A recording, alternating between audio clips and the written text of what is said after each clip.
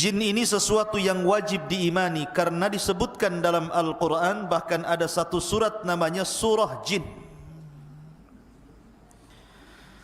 Kemudian juga disebutkan di berbagai macam hadis Nabi SAW bagaimana jin-jin itu ada yang beriman kepada syariat Rasul, kemudian menyebarkan dakwah Rasul. Artinya bahwa keberadaan jin itu harus diimani, bahwa di sekitar kita ini ada jin. Lalu bagaimana sejarahnya?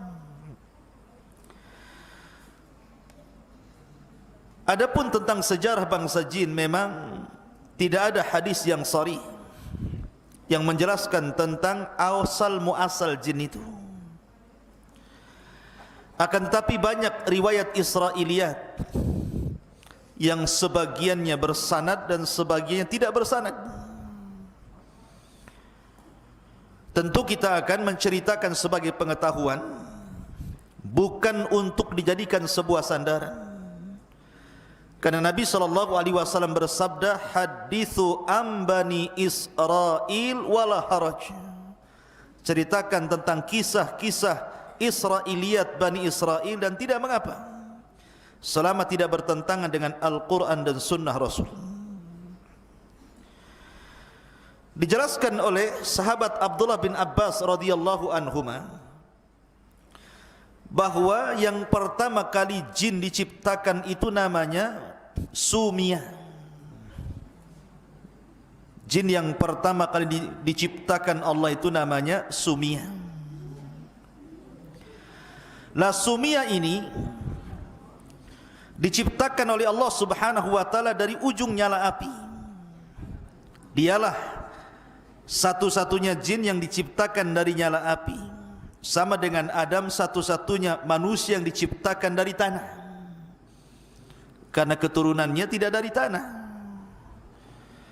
Adam itu ketika diciptakan, Allah Subhanahu wa taala sebagaimana diceritakan Imam Ibnu Katsir di dalam kitabnya Bidayah. Jadi Allah Subhanahu wa taala memerintahkan malaikat Jibril untuk mengambil tanah di bumi. Turunlah Jibril dari langit ke bumi, tapi bumi menolaknya. Bumi tidak mau ada satu tanah pun yang berkurang dari tempatnya.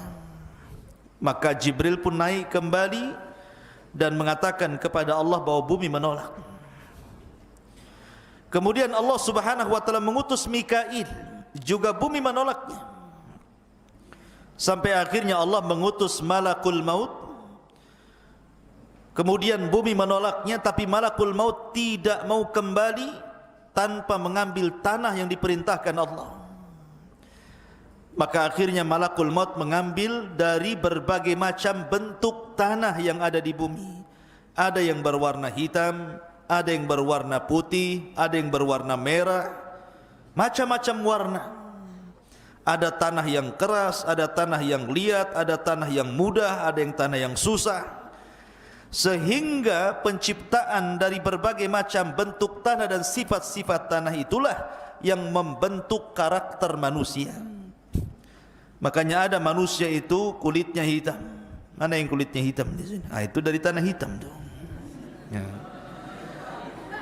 Ada tanah, ada orang yang berkulit putih, mungkin dari tanah yang putih. Ada yang berkulit merah, mungkin juga dari tanah merah. Ada yang belang-belang, mungkin campuran. Ya. Kemudian juga sifat-sifatnya berbeda. Ada yang mungkin keras kepala, ada pemaaf, ada yang kadang keras, kadang pemaaf. Itu sesuai dengan karakter tanah itu. Baru kemudian tanah itu diangkat ke langit, baru dibentuk Adam alaihi salatu wassalam. Jadi satu-satunya manusia yang dibentuk dengan tanah itu hanya Adam saja. Asal penciptaan manusia dari tanah. Sama dengan jin. Bahwa jin itu yang diciptakan dari ujung nyala api itu hanya Sumia namanya. Itulah Abu Al-Jin namanya. Bapaknya jin namanya Sumia. Lah Sumia ini diciptakan oleh Allah Subhanahu wa taala 2000 tahun sebelum Adam diciptakan. bi alfai amin qabla khalqi Adam. 2000 tahun sebelum diciptakan Adam, maka Sumia ini diciptakan. Lah ketika itu, setelah Allah menciptakan Sumia, bapaknya jin ini, maka Allah Subhanahu wa taala berfirman kepada Sumia, tamanna, berangan-anganlah engkau, mintalah sesuatu kepadaku. Maka kata Sumia, bapak jin ini mengatakan, atamanna an nara wa la nura wa an naghiba fi thara wa an yasira kahlana syababan. Kata beliau, kata bapaknya jin ini, kami hanya mengharap kepadamu ya Rabb, agar kami bisa melihat dan tidak bisa dilihat. Makanya jin itu bisa melihat kita, tapi kita tidak bisa melihat jin. Allah mengatakan dalam Al-Quran, dalam Al-Quran gimana? Innahum yarakum min haitsu la tarawnahum. Sesungguhnya mereka melihat kalian, tapi kalian tidak bisa melihat mereka. Innahum yarakum min haitsu la tarawnahum. Karena itu permintaan bapaknya jin mengatakan, atamanna an nara wa la nura. Kami hanya mengharap kami bisa melihat tapi tidak bisa terlihat. Tetapi ini di dunia. Maka di akhirat sebagai bentuk keadilan Allah, kita yang akan melihat jin, tapi jin tidak bisa melihat kita di akhirat nanti. Wa an naghiba fi thara, dan agar kami bisa menghilang di tengah-tengah padang pasir, enggak ada yang mampu melihat kami. Wa an yasira kahlana syaban, dan agar tetap muda terus dan tidak pernah tua. Itulah permintaan Sumia, bapaknya jin ini. Kemudian Allah Subhanahu wa taala berikan tempat di bumi. Diberikan tempat di bumi, wa askanahul arda man yasha'u fiha, terserah mau apa dia di bumi itu. Wa hakadza kanal jinnu awwal man abadallaha fil ardi. Maka Sumia inilah jin yang pertama kali yang beribadah kepada Allah di permukaan bumi. Belum ada manusia di bumi. Bumi ini diciptakan oleh Allah untuk jin pertama kali. Akan tetapi setelah kemudian Sumia ini kemudian diberikan keturunan yang banyak oleh Allah Subhanahu wa taala, sampai akhirnya Sumia pun meninggal dunia. Maka datang generasi setelahnya. Lah generasi setelahnya ini tidak bersyukur kepada Allah. Mereka sudah diberikan nikmat oleh Allah Azza wa Jal untuk melihat dan tidak bisa terlihat, diberikan oleh Allah usia yang panjang sehingga mereka tetap muda, diberikan fasilitas di bumi dan seluruh kenikmatannya, mereka tidak bersyukur. Justru mereka itu malah menumpahkan darah dan saling membunuh sesama mereka. Makanya ketika Allah Subhanahu wa taala menciptakan Adam, kemudian Adam sudah berbentuk manusia, dibiarkan selama 40 tahun mengeras dan belum ditiupkan roh. Maka malaikat mengintip, ini Allah sedang menciptakan makhluk apa ini? Maka para malaikat pun kemudian datang kepada Allah dan mengatakan, ataj'alu fiha man yufsidu fiha wa yasfikud dima wa nahnu nusabbihu bihamdika wa nuqaddisu lak. Ya Rabb, apakah engkau akan menciptakan makhluk seperti jin yang suka menumpahkan darah, suka merusak bumi, sementara kami makhluk yang terus bertasbih memujimu dan senantiasa mensucikan namamu?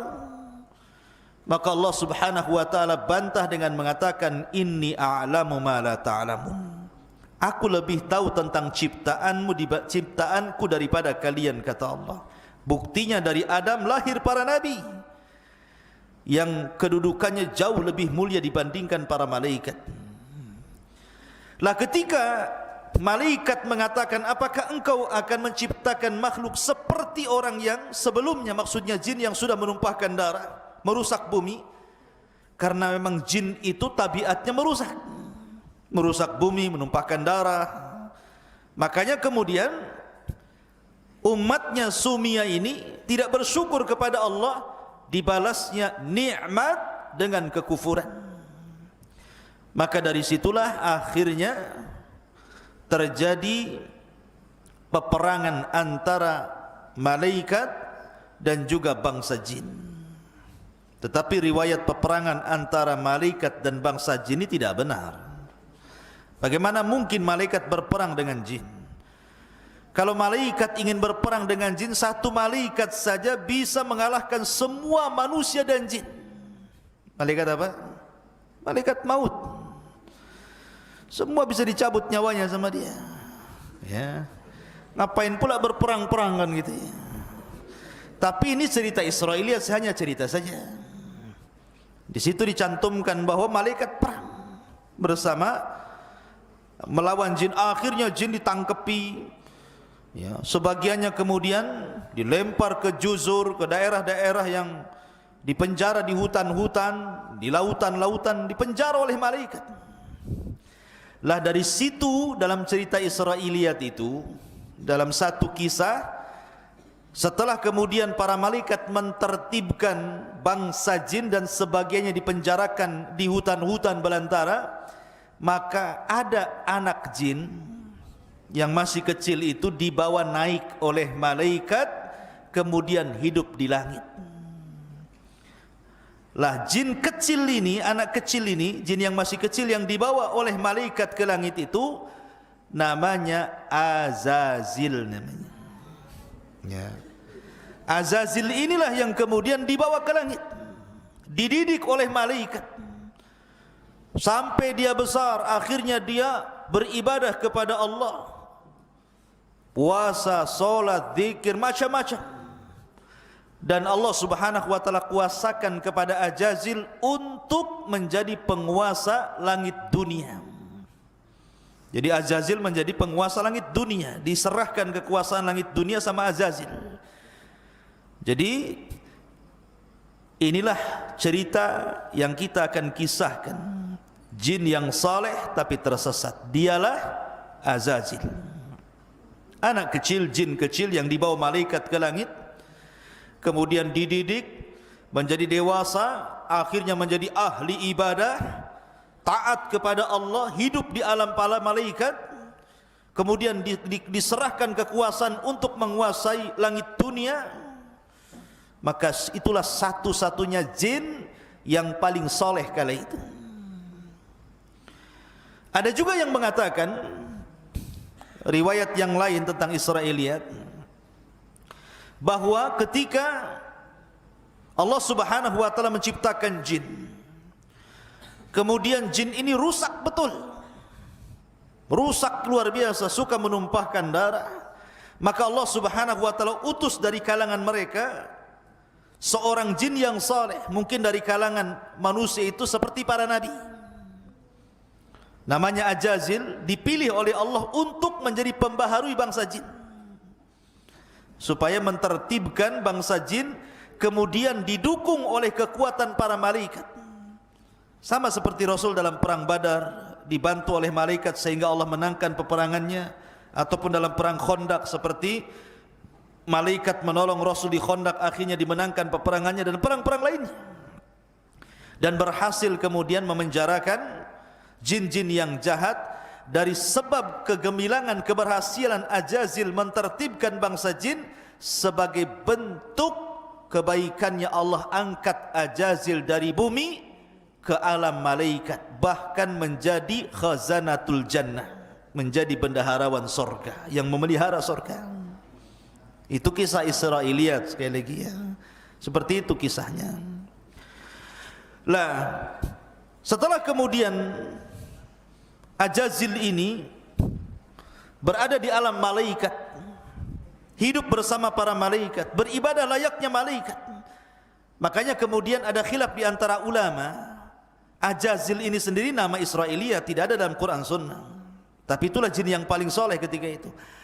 Sehingga para ulama mengatakan, apakah Ajazil ini, jin iblis ini, bagian daripada malaikat ataukah dia bagian daripada jin? Maka karena hidup di malaikat, di alam malaikat masalahnya. Tetapi ulama menguatkan bahwa Ajazil itu bukan malaikat, tetapi jin. Berdasarkan Al-Quran, Allah mengatakan, kana minal jinni fafasaqa an amri rabbi. Ajazil itu bagian daripada jin yang berbuat fasik kepada perintah Allah. Singkat cerita bahwa Ajazil hidup dengan para malaikat, beribadah layaknya malaikat, menjadi jin yang paling soleh. Sampai pada waktunya Allah subhanahu wa ta'ala ingin menciptakan makhluk yang berbeda, bukan malaikat, bukan juga jin, manusia. Maka Allah subhanahu wa ta'ala menciptakan manusia, kemudian disebut Adam. Kenapa Adam? Karena diciptakan dari adim. Adim itu tanah yang ada di bumi, maka makhluk itu disebut Adam alaihi salatu wassalam. Lah ketika Allah subhanahu wa ta'ala menciptakan Adam itu, Allah beri 4 kelebihan. Kenapa? Menghindari supaya jin jangan sombong. Ajazil itu jangan sampai sombong. Kelebihan pertama, Adam itu diciptakan oleh kedua tangan Allah. Khalaqtu biyadai, aku ciptakan Adam dengan tanganku. Yang kedua, wa nafakhtu min ruhi, yang meniupkan ruh ke jasad Adam Allah sendiri, bukan malaikat yang diutus untuk meniupkan ruh. Kemudian yang ketiga, asjadalahul malaikah, Allah perintahkan seluruh malaikat sujud kepada Adam. Dan tidak ada perintah Allah kepada para malaikat sujud kepada Ajazil. Kemudian yang keempat, Allah ajarkan pengetahuan dibandingkan yang lainnya. Wa 'allama Adamal asma'a kullaha. Allah ajarkan nama-nama segala sesuatu. Sebagian ahli tafsir mengatakan yang dimaksud nama-nama di sini artinya Adam diajarkan bahasa, seluruh bahasa yang akan diucapkan seluruh keturunannya. Di kita saja ada bahasa Padang. Kalau Adam hidup hari ini kemudian ke Padang, maka dia akan bahasa Padang. Ya, seperti itu. Ada bahasa Madura. Kalau Adam hidup hari ini kemudian ke Madura, dia akan pakai bahasa Madura. Ada bahasa Jawa.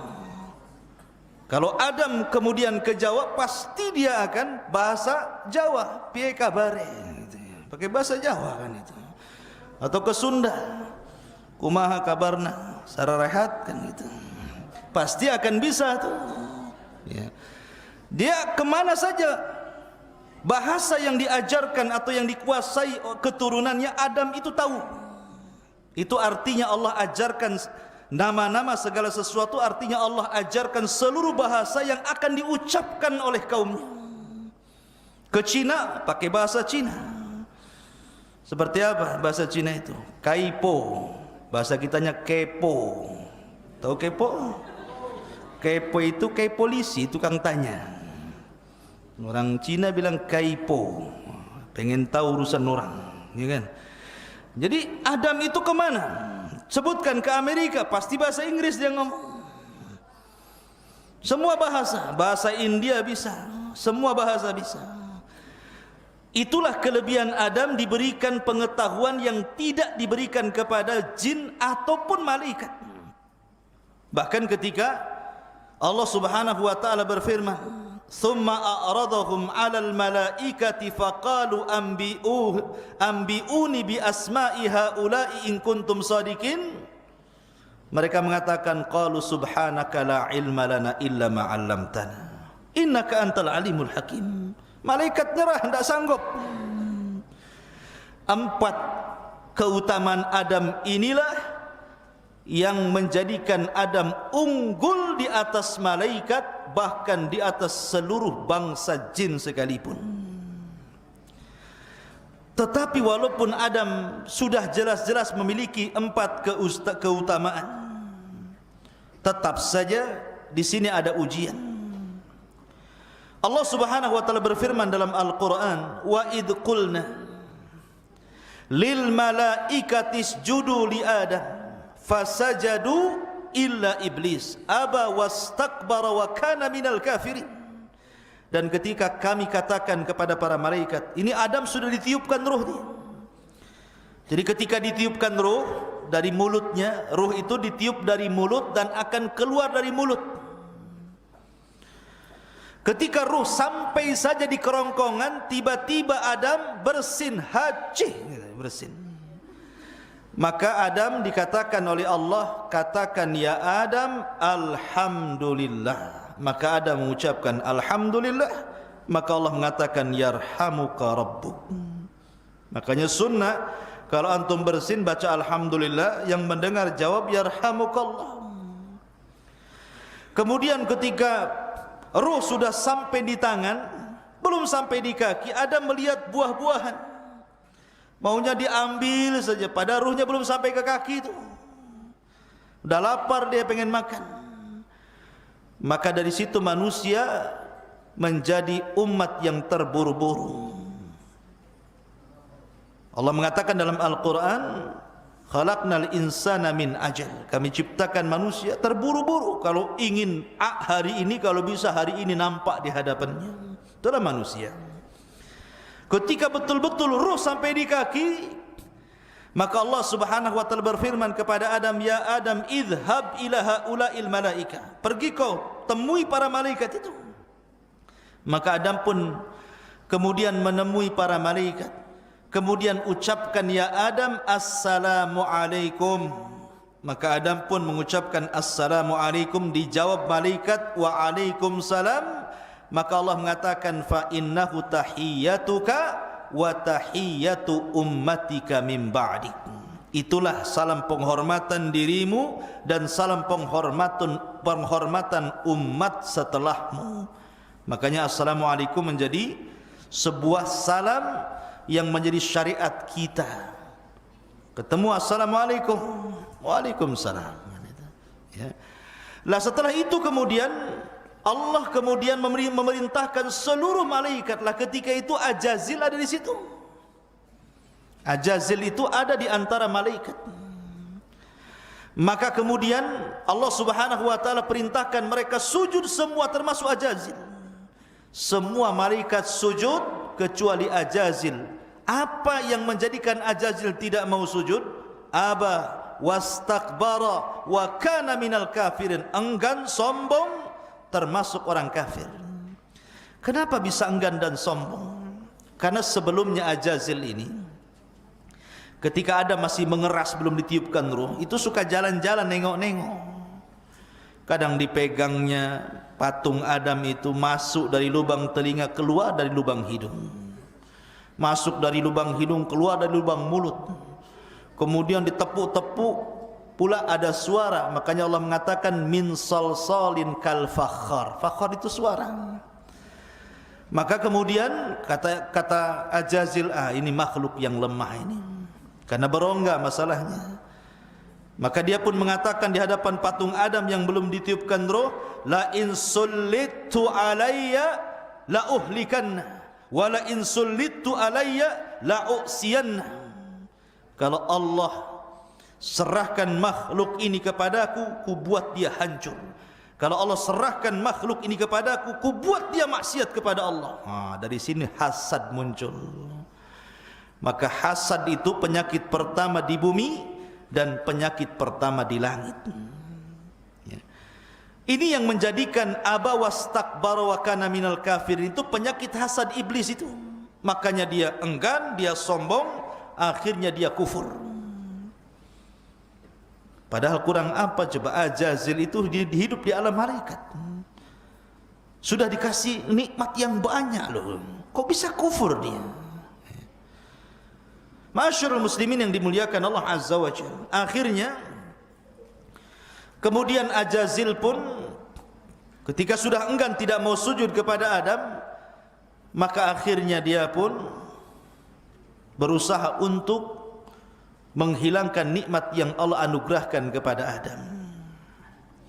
Ketika ditanya oleh Allah, "Ma mana'aka alla tasjud lima khalaqtu biyadai?" Wahai iblis, wahai Ajazil, kenapa kau tidak mau sujud kepada makhluk yang kuciptakan dengan tanganku? Maka iblis mengatakan apa? Ajazil mengatakan apa? Ana khairum minhu, khalaqtani min nari wa khalaqtahu min tin. Saya lebih baik ya Rabb. Kau ciptakan dia dari tanah, aku ciptakan kau dari api. Ini kias fasid namanya, kias batil. Kenapa? Siapa bilang tanah lebih baik dibandingkan api, lebih baik dibandingkan tanah? Tanah itu lebih baik dibandingkan api. Dengan tanah bisa bangun rumah, dengan tanah bisa berkebun, dengan tanah bisa bercocok tanam, dengan tanah bisa beternak, macam-macam. Api bisa apa? Api itu hanya membakar saja, ngancurin orang, ngancurin rumah, ngancurin bangunan. Ini kias batil namanya, ya. Maka yang pertama kali mengkias batil itu ya iblis ini. Lah dari situlah Allah kemudian melaknat Ajazil. Sejak dilaknat itulah dia menjadi iblis, ya. Menjadi iblis. Lah akhirnya kemudian ketika Allah Subhanahu wa taala memasukkan Adam ke sorga, jadi ketika itu Adam tidur, setelah bangun kaget, kok ada cewek di sebelahnya, ya kan? Akhirnya kemudian ditanya, "Man anti, siapa kamu?" Kata perempuan ini, "Ana Hawa, saya adalah Hawa. Saya diciptakan dari tulang rusukmu." Makanya Rasul mengatakan apa? Khuliqatil mar'atu min dila'in. Diciptakan perempuan itu dari tulang rusuk yang paling atas, yang paling bengkok. Kalau dipaksa diluruskan, patah dia. Kalau dibiarkan tetap bengkok, kata Rasul. Makanya nanti nih, antum kau keluar ke sini, kemudian menikah, dapat istri, kewajiban antum apa? Harus meluruskan. Harus meluruskan. Jangan suami ikut-ikut bengkok. Nanti suami bengkok namanya. Jadi ketika di sampingnya ada Hawa ini, maka Allah berfirman kepada Adam dan Hawa, "Uskun anta wa zaujukal jannah." Kalau gitu masuk kau ke dalam sorga. Masuk kau ke dalam sorga. Nikmati apa yang ada di sorga itu. Di sorga itu nikmat yang luar biasa. Mala ainun ra'at, kenikmatan tidak bisa dilihat mata. Wala udhunun sami'at, kenikmatan tidak bisa didengar telinga.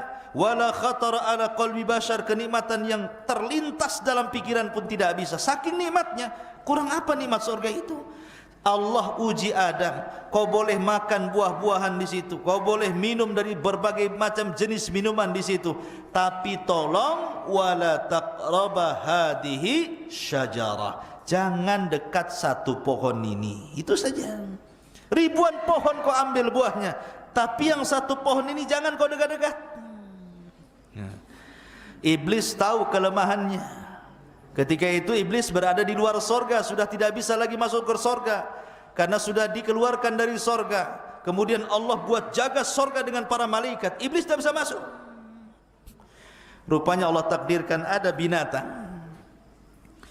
berbentuk ular yang boleh keluar masuk sorga dan tidak dihalau malaikat.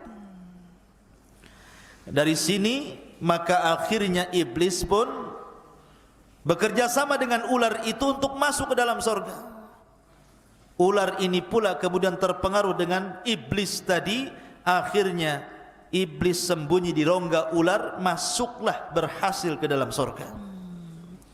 Makanya ketika nanti iblis turun ke dunia, kemudian membuat istana di tengah lautan, maka dijaga oleh ular-ular di situ. Berdasarkan beberapa riwayat, ya. Maka akhirnya setelah masuk ke dalam sorga, Allah tahu, tidak mungkin Allah tidak tahu. Kenapa Allah tidak cegah? Karena Allah itu idza arada syai'an ahya asbabah. Kalau menghendaki sesuatu pasti akan dihidupkan sebabnya. Karena Adam itu akan diciptakan oleh Allah menjadi khalifah fil ardi, kan itu. Inni ja'ilun fil ardi khalifah. Berarti Adam itu bukan hidup di sorga tapi di bumi. Tapi bagaimana caranya Adam ke bumi? Disinilah maka dibiarkanlah ular itu masuk. Sesampainya kemudian di dalam sorga, akhirnya iblis ini berkongsi dengan ular. Mungkin bahasa kitanya, hei lar, gitu ya. Ular, kau kasih was-was lah si Hawa tuh, biar aku yang hadapi Adam, katanya. Akhirnya kongsilah dua makhluk yang jahat ini. Ular memberi was-was kepada Hawa, kemudian iblis datang kepada Adam. Fawaswasa lahuma syaitan. Maka syaitan pun, iblis pun memberikan was-was kepada Hawa. Kemudian iblis datang kepada Adam, was-was tidak bisa. Akhirnya membuat cara lain. Dengan apa? Cara sumpah dusta. Wa qasamahuma inni lakuma laminan nasihin. Maka si iblis dan ular bersumpah kepada Adam dan Hawa bahwa mereka adalah orang yang ahli nasihat. Surga itu ala malaikat, ikhwan. Tidak mungkin ada orang bersumpah untuk sebuah kedustaan. Karena belum pernah terjadi orang bersumpah untuk kedustaan, apalagi di langit, di alam malaikat, di surga lagi. Gak mungkin. Akhirnya kemudian Adam percaya saja. Ketika iblis mengatakan, ya Adam, demi Allah, sebenarnya Allah larang dekat-dekat pohon itu karena dua perkara. Antakuna malakaini au takuna minal khalidin. Agar Allah tidak jadikan kau malaikat atau kau jadi kekal di surga. Makanya Allah larang kau dekat-dekat, katanya. Karena melihat, tidak mungkin dia bersumpah kok dusta, gitu ya. Dari sinilah Adam terpengaruh dengan sumpah iblis, didekati pohon itu, dimakanlah buah larangan itu. Tiba-tiba apa yang terjadi? Allah buat lepas seluruh pakaian ahli sorga dari badan Adam dan Hawa. Kedua auratnya tampak. Maka Adam malu, Adam lari, bersembunyi di pohon-pohon. Hawa malu, kemudian lari di pohon-pohon. Tapi Allah mengatakan, mau kemana hendak kau pergi wahai Adam? Kau mau sembunyi di mana? Maka Adam hanya mengatakan, tidak ya Rabb, aku tidak bersembunyi.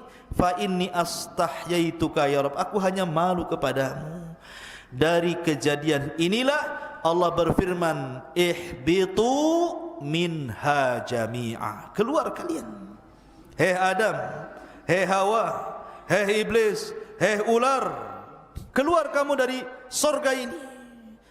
Maka akhirnya mereka diletakkan di bumi.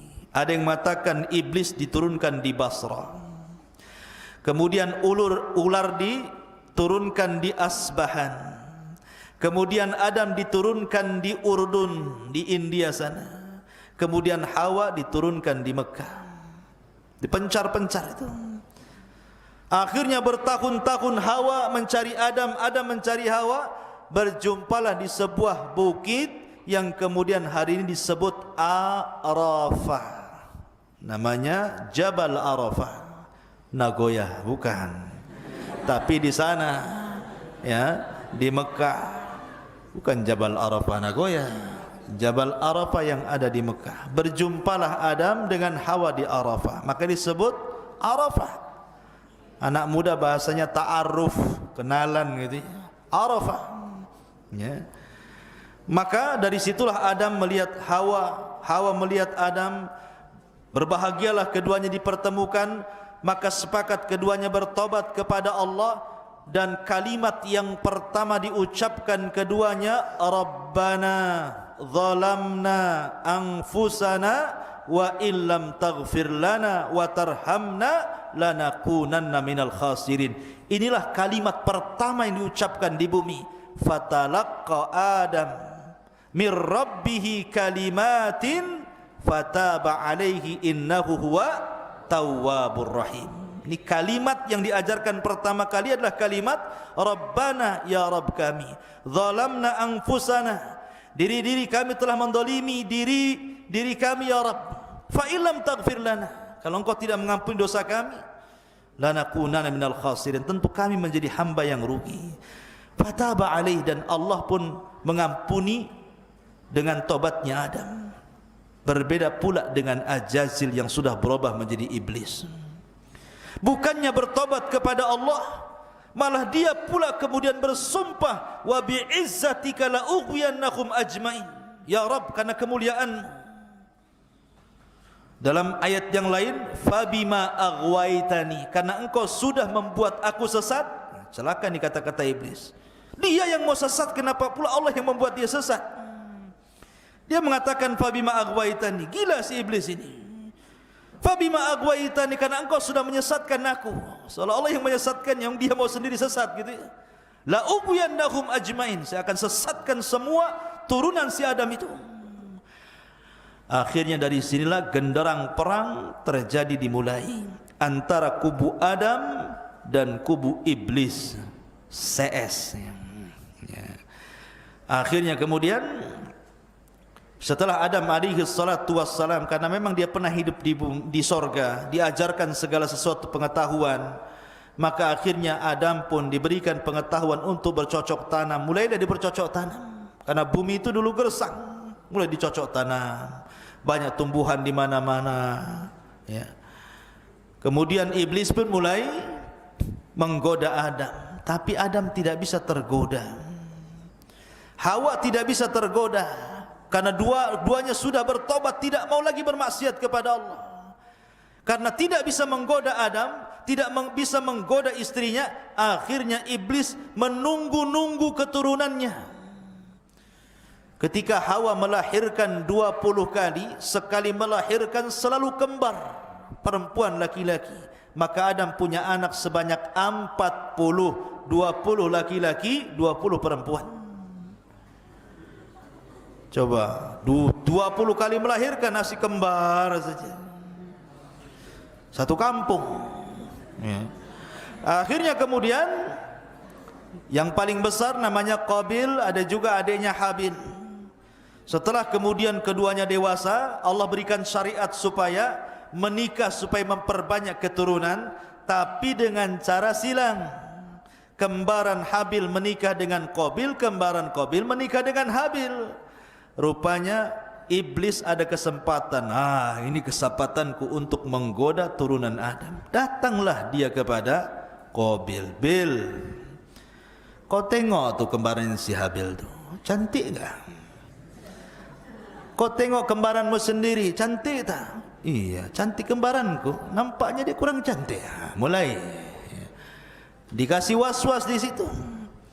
Dari sini dia tolak dan mengatakan kepada ayahnya, wahai ayahanda, aku tidak mau menikah dengan kembarannya si Habil itu. Saya mau menikah dengan kembaran saya sendiri. Adam itu bukan ayah diktator. Dia berdoa lagi kepada Allah Azza wa Jalla, bagaimana cara menyelesaikan pertikaian saudaranya ini. Dari sini Allah syariatkan apa? Disyariatkan untuk berkurban. Allah mengatakan, watslu alaihim naba abnai Adam bil haq idh qarraba qurbanan fatuqabbala min ahadihima wa lam yutaqabbal minal akhar qala la aqtulannak qala innama yataqabbalu Allahu minal muttaqin. Katakan ya Muhammad, ceritakan tentang dua kisah anak Adam yang keduanya berkurban untuk mencari pasangan.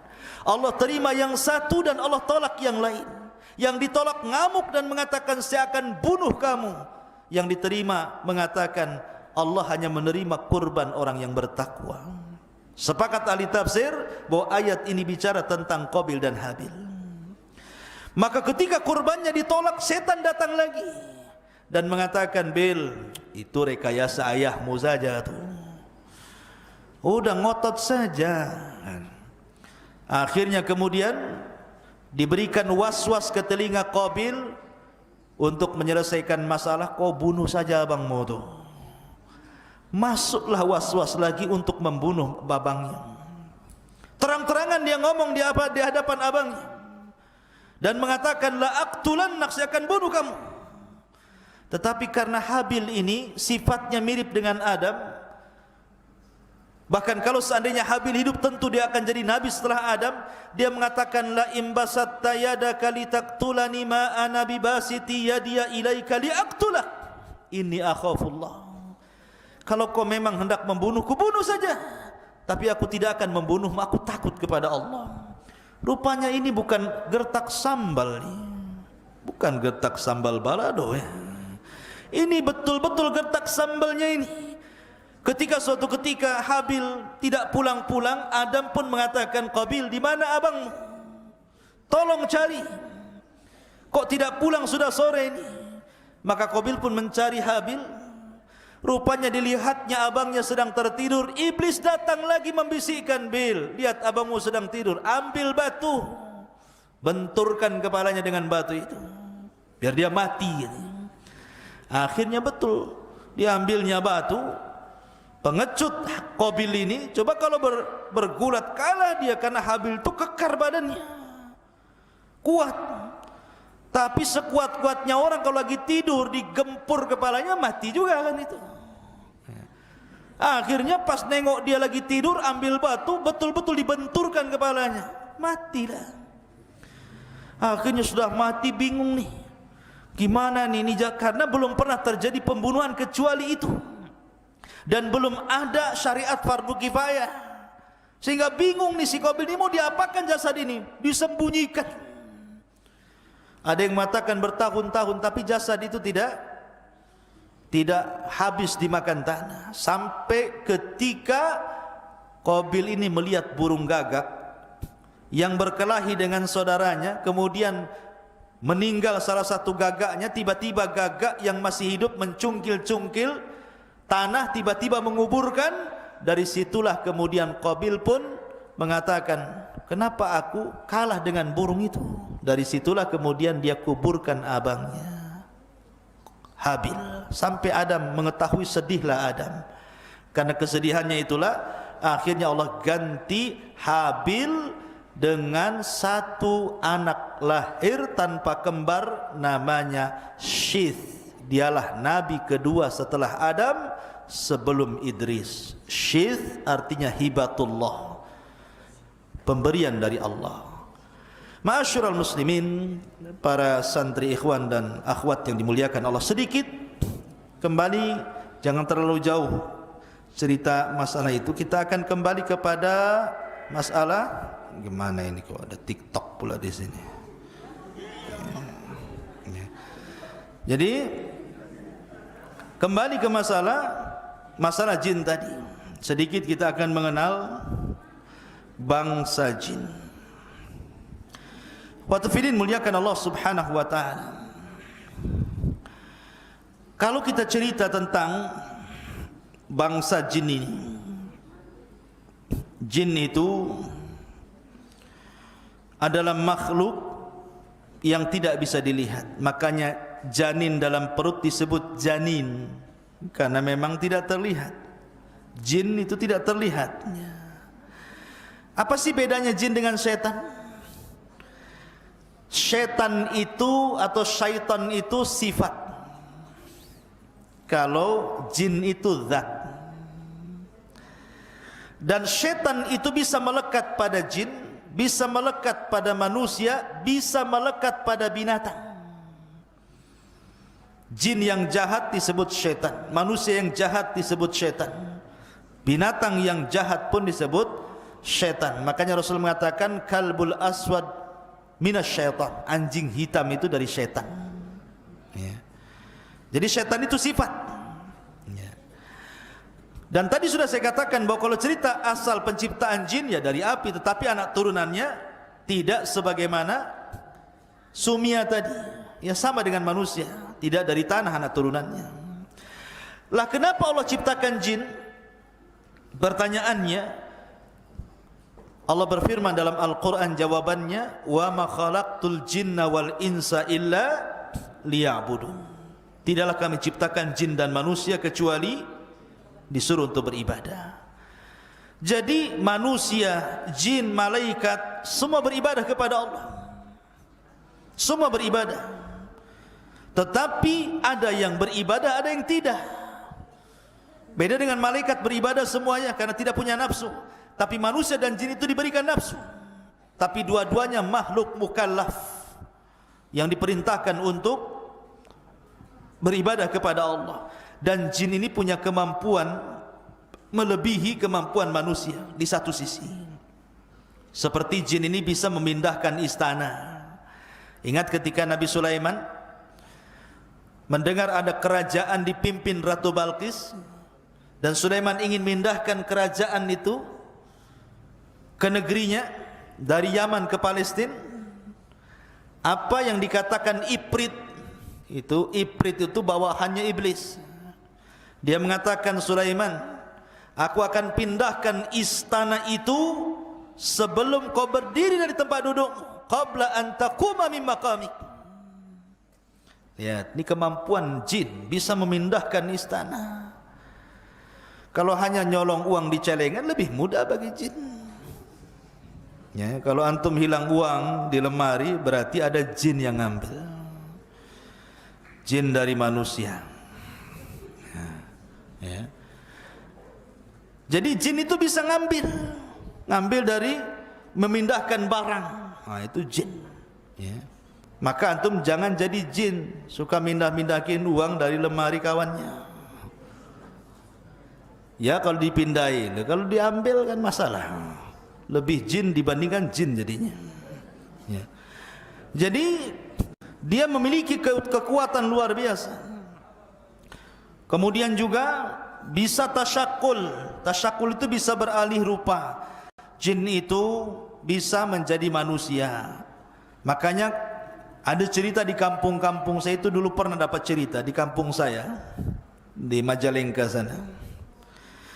Ada preman, ketua preman, lomba minuman keras campur spertus. Antum tahu spertus? Ya. Minuman keras campur spertus. Kemudian dicampur pil BK. Antum tahu pil BK? Pil untuk anjing gila tuh. Jadi tua dicampur spertus, dicampur pil BK. Dicampur spertus, dicampur pil BK, diminum, anjing saja mati apalagi orang. Ya. Mati nih preman ini. Rupanya kawan-kawan premannya selama seminggu tidak ada yang berani keluar rumah. Rupanya preman takut hantu. Kemudian cerita-cerita, katanya kepala premannya hidup lagi. Di mana tuh? Itu sering nongkrong di jembatan. Berarti bukan si tampan jembatan itu ya. Di situ. Lah sekarang pertanyaannya, mungkinkah orang yang sudah mati hidup lagi? Kita katakan tidak mungkin, mustahil. Tetapi pertanyaan, siapa yang nongkrong di jembatan itu? Maka sebagian para ulama, boleh jadi itu jin korin namanya. Setiap manusia itu ada korin. Ada korin dari malaikat, ada korin dari jin. Lah jin korin itulah yang terkadang tasyakul orang yang sudah mati, karena dia kawan orang ini sebelum matinya, jadi dia bisa tasyakul persis wajahnya seperti dia untuk menakut-nakuti manusia. Jadi jin itu bisa tasyakul, bisa berbentuk anjing, terkadang tasyakul seperti anjing hitam, terkadang juga berbentuk seperti kucing hitam, terkadang seperti gagak, terkadang seperti keledai, terkadang seperti kuda, macam-macam. Ya, karena Rasul mengatakan anjing hitam dari setan, bukan berarti semua anjing hitam setan, bukan. Terkadang keumuman jin itu suka dengan anjing hitam, maka kalau berbentuk anjing hitam, bisa saja itu jelmaan jin atau ya anjing kan gitu. Intinya bahwa jin itu bisa tasyakul seperti itu. Makanya kalau ada ular di rumah, atau umpamanya ada ular masuk pesantren antumnya, itu jangan langsung dibunuh. Ada cerita di zaman Rasul. Ketika perang Khandaq, Para sahabat itu kan gali parit, menggali parit. Jadi mereka meninggalkan istri-istri mereka di rumah.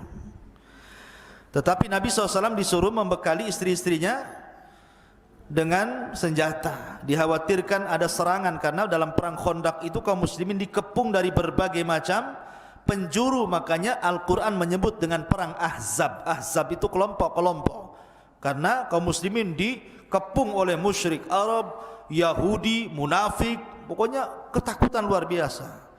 Maka istri-istri mereka dibekali pentungan atau senjata untuk mementung apalah kalau ada musuh. Rupanya ada seorang sahabat, istrinya itu di rumah mendapati ada ular. Karena ada ular, refleks saja diseranglah ular itu, tapi akhirnya ular itu menyerang istrinya. Datang suaminya setelah menggali Khandaq, dibunuhlah ular itu.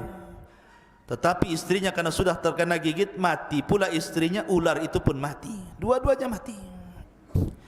Maka sahabat ini lapor kepada Rasul tentang kejadian itu. Maka Rasul mengatakan, inna fil madinati jinnun, di Madinah ini ada jin. Ada jin muslim yang hidup di rumah-rumah kalian.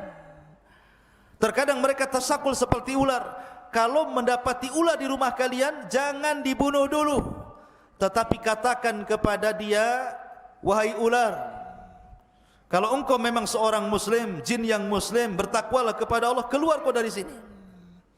Sambil buka pintu. Ya, kalau disuruh keluar, pintu lah ditutup, mau keluar dari mana? Kan gitu. Nggak mau keluar juga, ngomong lagi, kalau kau jin yang muslim, keluar, bertakwalah kau kepada Allah, sampai 3 kali. Kalau ular itu nyumpet aja di pojok, sudah dibilang berkali-kali, diajak ngomong pun tak mau, maka berarti bukan jelmaan jin, memang ular beneran. Kalau seperti itu kata Rasul, boleh menghalau atau membunuhnya, tetapi setelah mengucapkan 3 kali ta'awud, a'udzubillahi minasyaitonir rajim, a'udzubillahi minasyaitonir rajim, a'udzubillahi minasyaitonir rajim, baru antum boleh bunuh dia. Jadi sebelumnya dihalau dulu. Ya, karena bisa jadi itu adalah jin muslim. Kalau jin muslim saudara kita dari kalangan jin, kita tidak boleh mengganggu mereka sebagaimana mereka tidak boleh mengganggu kita. Ya. Maka kehidupan jin bisa tasyakul dia. Dan jin juga sama dengan manusia, mereka makan. Bahkan terkadang makan pula sama antum. Karena kalau antum ketika makan tidak baca basmalah, berarti hakikatnya antum sedang makan sama setan di samping antum. Cuman nggak nampak saja, kalau nampak antum pergilah kan. Oh, ada setan. Malah dikasih, ambil aja kan begitu ya. Ketakutan kan. Tidak kelihatan dia sedang makan dengan kita. Akhirnya nggak berkah yang kita makan. Makanya kalau makan baca basmalah. Kalau pakai pakaian baju pakai basmalah, supaya ketika terbuka auratnya jin tidak bisa melihat kita. Tapi ketika pakai baju tidak baca basmalah, ketika terbuka auratnya ganti baju, mereka senang melihat live namanya. Melihat langsung gitu ya. Nah, masalah ini. Ya. Atau masuk kamar mandi. Kamar mandi itu tempat yang menakutkan, ikhwah. Makanya Rasul mengatakan, katakan Allahumma inni a'udzubika minal khubthi wal khaba'ith. Ya Allah, aku berlindung kepadamu dari setan laki-laki dan setan perempuan. Artinya jin itu sama dengan manusia, ada laki-laki, ada perempuan. Ustadz yang masuk ini banci nih. Ini siapa yang goda dia nih? Ya mungkin juga ada jin banci juga kan gitu. Tapi yang jelas bahwa laki-laki dan perempuan, setan laki-laki ada setan perempuan, sama dengan manusia juga sama. Karena setan itu mereka diutus sebagai tentara iblis. Jadi iblis itu membuat istana di tengah lautan dikelilingi oleh ular. Kalau membaca kitabnya Isa Daud tentang dialog jin muslim, walaupun di kitab ini banyak kritikan, mengatakan bahwa istana itu ada di segitiga Bermuda sana. Wallahu a'lam. Tidak ada dalil tentang ini. Rasul hanya mengatakan bahwa istananya iblis itu di tengah lautan, sebagaimana perkataan Ibnu Sayyad atau Saf yang disangka Dajjal oleh Nabi SAW. Kemudian dia mengatakan wa kana arsyuhu 'alal ma, istana iblis itu ada di tengah lautan. Ya. Artinya punya istana, dan setiap hari mereka, iblis ini sebagai kepalanya yang tidak akan pernah mati kecuali sampai kiamat, akan mengutus orang ke daratan. Goda orang itu. Goda yang sebelah sana, kau goda sebelah sana. Akhirnya ada yang meninggalkan solat, ada yang meninggalkan zakat, ada yang bakhil, ada yang tidak baca Quran, macam-macam tergoda. Sampai akhirnya ada tentara yang bisa memisahkan suami istri, retak hubungan rumah tangga orang. Iblis senang, sini kamu. Diletakkan piala di kepalanya dan mengatakan, anta, kamu ini memang orang hebat, jin yang paling baik. Seperti itulah. Nah, dari sini ikhwatu fiddin yang dimuliakan Allah Azza wa, intinya bahwa mereka bisa tasyakul, luar biasa. Dan ingat bahwa di sekeliling kita ini ada jin. Antum kalau tidur jangan lupa berwudu dan baca doa. Kalau berwudu kemudian baca doa, kemudian antum tidur, maka di samping kiri antum itu malaikat. Kalau antum berbalik ke kanan, malaikat sebelah kanan mengatakan, Allahumma gfir lahu, ampuni orang ini ya Rabb. Kalau berbalik ke sebelah kiri, malaikat sebelah kiri mengatakan, Allahumma gfir lahu, ya Allah ampuni orang ini. Tapi antum sudah tidak wudu, tidak baca doa, main ambil selimut kemudian ngorok, dipastikan antum diganggu setan. Ya, nanti dimimpikan ketemu genderuwo lah di dalam mimpinya. Ya, jatuh dari langit, tahu-tahu jatuh dari ranjang, kan gitu ya. Siapa tahu kan itu. Nah, tetapi kalau antum mimpi buruk, kata Rasul, suruh ta'awud. Kalau antum mimpi buruk nih, bangun tengah malam, langsung a'udzubillahi minasyaitonir rajim. A'udzubillahi minasyaitonir rajim. A'udzubillahi minasyaitonir rajim. Ludah ke arah kiri 3 kali. Ya. Kemudian antum jangan posisinya diganti. Pamannya ranjang tadinya kepalanya di sini, antum pindahkan kepalanya di sini. Supaya jangan terulang lagi, nyambung pula mimpinya jadi 2 episode, ya kan? Jadi itu penting. Nah, ini diantara pembahasan di malam hari ini, mudah-mudahan ada manfaatnya. Ada pertanyaan dari luar? Nah, boleh bacakan.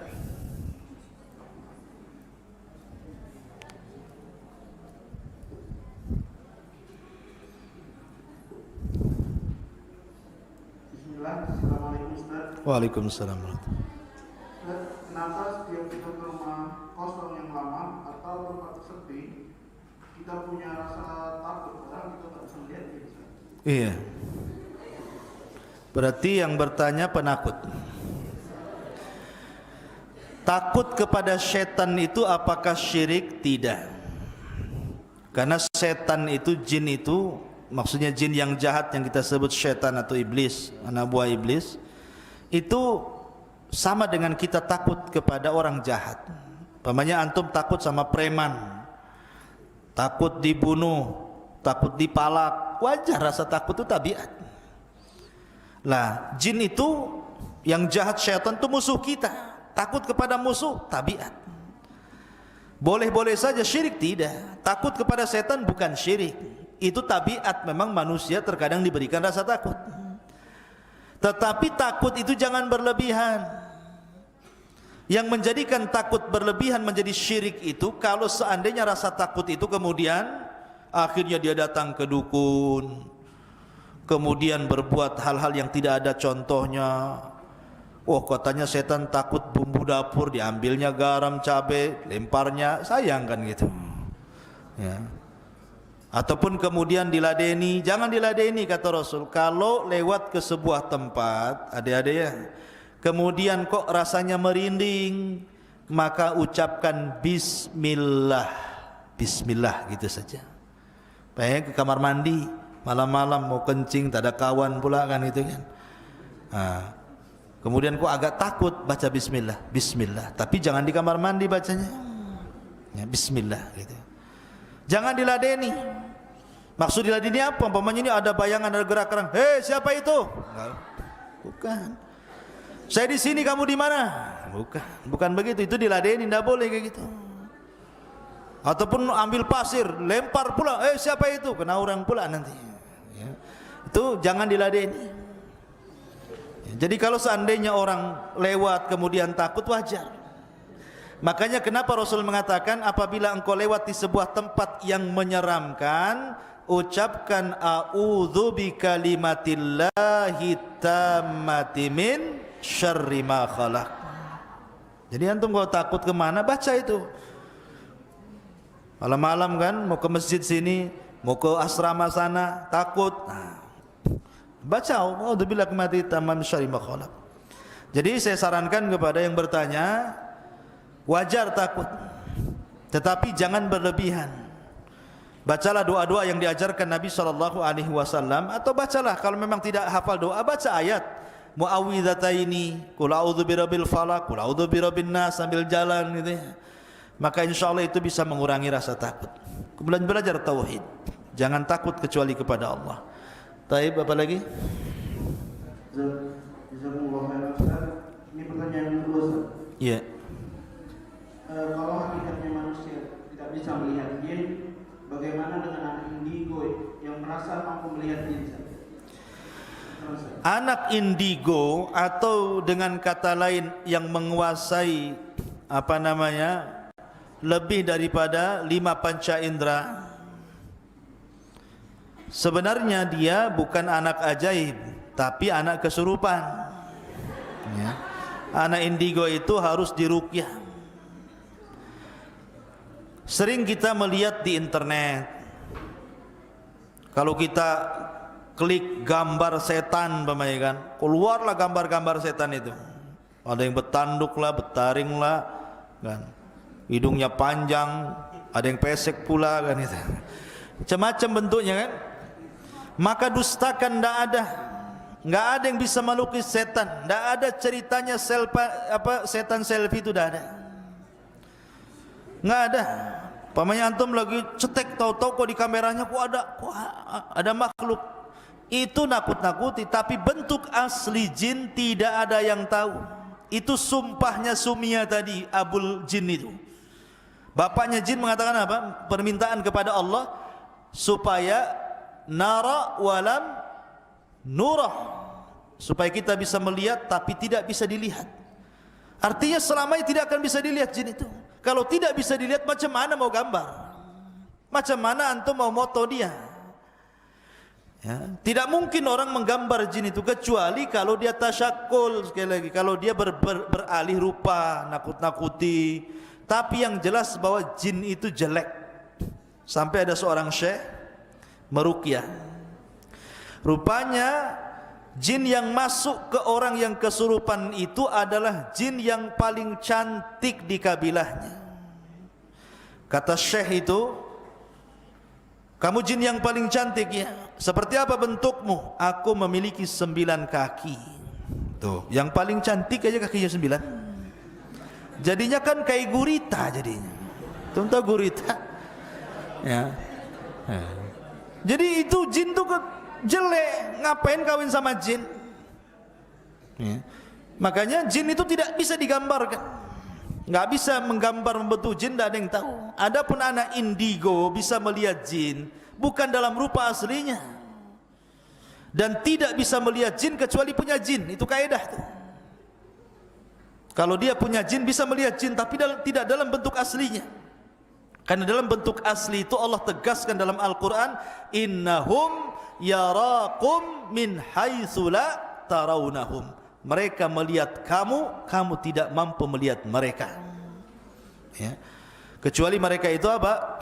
Tasyakul tadi, masuk ke bayang-bayang. Setan kan sengaja nakut-nakuti kita apa? Masuk jadi bayang-bayang. Kadang-kadang nengok gorden kok melayang-layang, padahal ada kipas tuh, disangka setan. Ya kan? Masuk ke suara, kemudian kok atap gembrang-gembreng, padahal ada angin, gitu kan. Masuk ke perasaan kita, karena setan itu masuk dari jalan darah. Memang dia hanya nakut-nakuti saja. Setan itu tidak akan membunuh kecuali memang diutus tukang sihir untuk membunuh. Karena mereka sendiri takut dengan kita.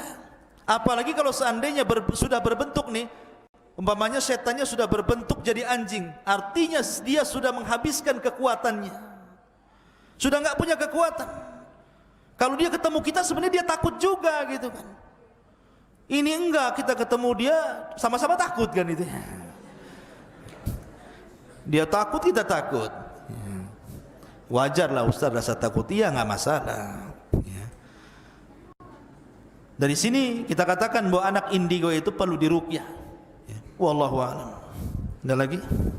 Syukur Ustaz. Wassalamualaikum warahmatullahi wabarakatuh. Saudara saya mulai berbicara yang aneh-aneh. Dia mulai dengan berbicara tentang beberapa ramalan dan tidak berbicara dengan seorang pun. Dia telah tinggal di luar kota selama 2 tahun. Hingga suatu saat dia berani meludahi ibunya. Kemudian kami meyakini bahwa dia sakit jiwa. Lalu kami membawanya ke dokter, tapi tidak ada perubahan sedikit pun. Kami menduga bahwa dia telah diganggu oleh jin atau sihir. Bagaimanakah cara kita mengetahui hal itu dan bagaimana solusinya, Ustaz? Ibunya sampai sakit dalam hal ini. Ya subhanallah. Ya semoga Allah Subhanahu wa taala menyembuhkan penyakit saudaranya. Dan tentunya perbuatan kepada ibunya salah satu durhaka. Kalau memang itu dilakukan karena kesadaran dia, maka ini durhaka besar, meludahi ibunya.